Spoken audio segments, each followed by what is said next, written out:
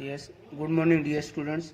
तो अब 10th class की पोएम डस्ट ऑप्शनों के शॉर्ट टेक्सुअल क्वेश्चन आंसर।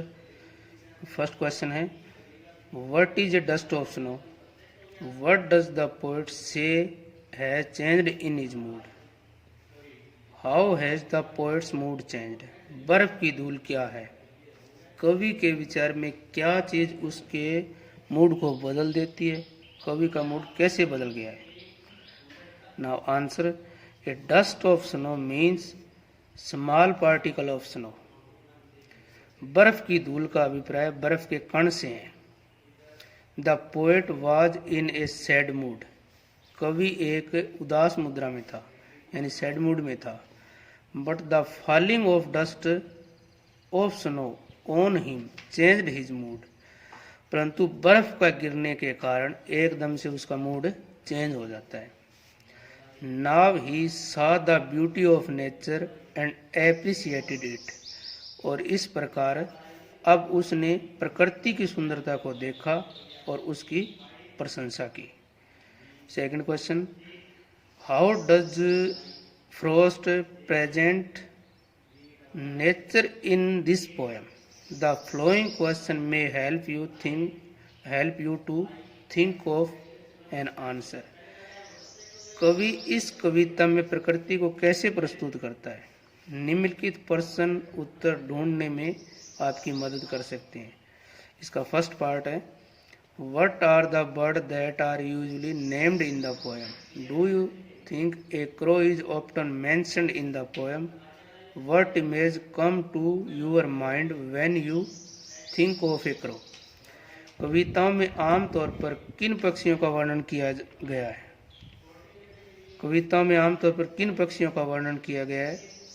क्या आपके विचार में कौवे का कविताओं में आमतौर पर वर्णन किया जाता है? जब आप कौवे के बारे में सोचते हैं तो आपके दिमाग में कौन कौन से चित्र उभरते हैं? Second, again, what is a hemlock tree? Hemlock tree क्या है? Why does the poet write about a more beautiful tree such as a maple or an oak or a pine? पुनः, एक हेमलॉक धतूरा का पेड़ क्या है? कवि इससे अधिक सुंदर किसी अन्य वृक्ष जैसे कि एक मेपल का पेड़, एक बलूत का पेड़ अथवा एक देवदार के पेड़ के बारे में क्यों नहीं लिखता है? थर्ड पार्ट है इसका, what do the crow and hemlock represent Joy और सोरो? What does the dust of snow that the crow shake of A hemlock tree stand for? कौवा और धतूरा सुख और दुख में किस प्रकार प्रतिनिधित्व करते हैं? बर्फ की धूल जो कौवा धतूरे के पेड़ से हिलाकर नीचे गिरा देता है, इसका क्या अर्थ है? Generally bird which are beautiful और which have a sweet voice are usually named in the poem. आमतौर पर सुंदर और मधुर आवाज वाले पक्षियों का वर्णन कविता में किया जाता है, जैसे कि कोयल, मैना, मोर और तोता इत्यादि। A crow is rarely mentioned in the poem. कविता में कौवे का वर्णन कभी कभार ही मिलता है।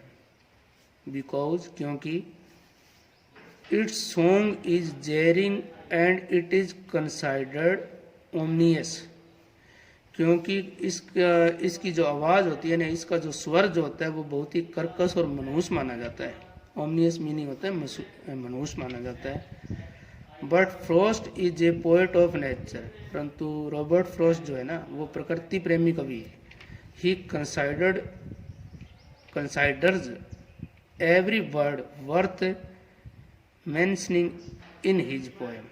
लेकिन फ्रॉस्ट जो है एक प्रकृति प्रेमी कवि है, वह प्रत्येक पक्षी को अपनी कविता में वर्णन करने योग्य मानता है। When we think a crow the image of sadness come to our mind। जब हम कौवे के बारे में सोचते हैं तो हमारे दिमाग में उदासी का चित्र ही प्रकट होता है।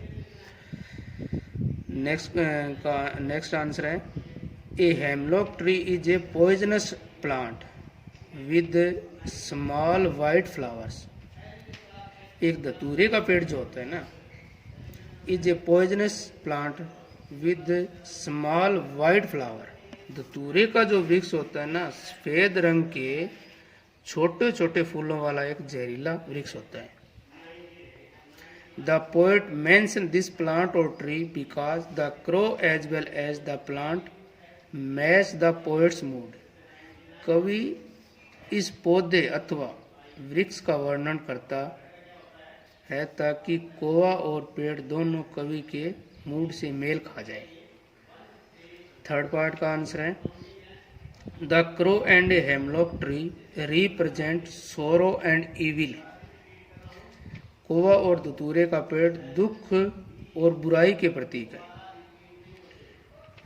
दे मैच द पोएट मूड, वे कवि के मूड के साथ मेल खाते हैं।